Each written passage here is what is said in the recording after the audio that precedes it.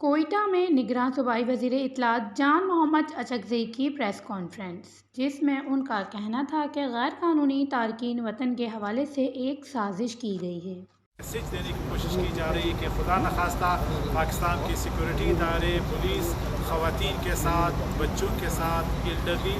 لوگوں کے ساتھ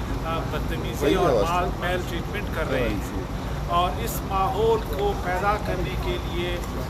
جو یہاں کی مافیاز ہیں اور مفاد پرست سیاستدان ہیں وہ اس ماحول کو پیدا کرنے میں مدد کر رہے ہیں، اور اس کے نتیجے میں ایک فالٹ لائن پیدا کرنے کی کوشش کی جا رہی ہے تاکہ عوام اور ریاست کے درمیان ایک گیپ آ جائے، اور اس کا ماسٹر مائنڈ میں ڈائریکٹلی کہتا ہوں کہ انڈیا ہے۔ تو میں یہ وارن کرتا ہوں کہ جو لوگ ایک انسٹرومنٹ کے طور پہ فنڈریزی اور یہ جو پروپیگنڈا کیا جانے کے لیے تیاریاں ہو رہی ہیں اس میں ان کا کنٹریبیوشن ہے، اور ان کا جو رویہ و کردار ہے وہ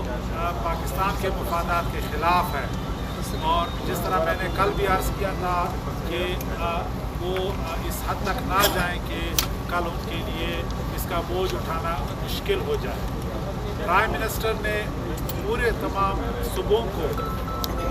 پولیس کو، تمام لا انفورسمنٹ اداروں کو اسٹرکٹلی انسٹرکشنز، یہ ڈائریکٹیوز دی ہیں کہ جو تارکین وطن ہیں ان کو باعزت طریقے سے ان کے سیلف اسٹیم کا احترام کرتے ہوئے جو ہمارے اقدار ہیں اسلامی، جو ہمارے بھائی چارے کے اقدار ہیں، ان کو مد نظر رکھتے ہوئے انہیں ایگزٹ پوائنٹس تک پہنچایا جائے۔ اس لیے تمام ادارے انکلوڈنگ پولیس کی یہ کوشش ہے کہ ہم کم سے کم لوگوں کو کسٹڈی میں لیں، اور ہم جو ہے کوئی ایسا ماحول کریٹ نہ کریں جس میں یہ تاثر ہو کہ خدا نخواستہ ہمارے ادارے کوئی زیادتی کر رہے ہیں۔ ہم نے یہ یقینی بنایا ہے کہ ہم غیر تارکین وطن کو والنٹیئرلی ہم انہیں پرسویٹ کریں اور وہ والنٹیئرلی اپنے گھروں کو جائیں۔ بعد از ڈی سی کوئٹہ نے بتایا کہ 1176 افراد کل رضاکارانہ طور پر چمن پہنچے ہیں۔ وش نیوز کوئٹہ، بلوچستان۔